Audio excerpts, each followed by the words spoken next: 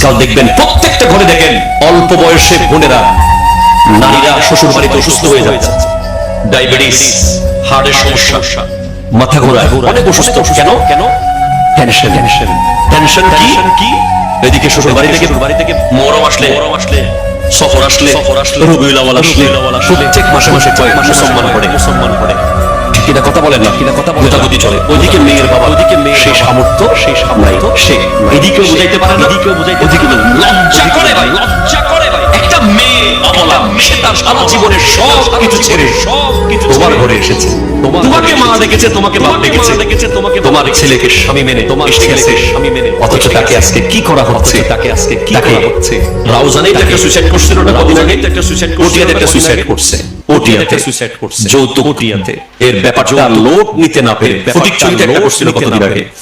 এইভাবে বিভিন্ন জায়গায় এই নারীরা সুইসাইড করে।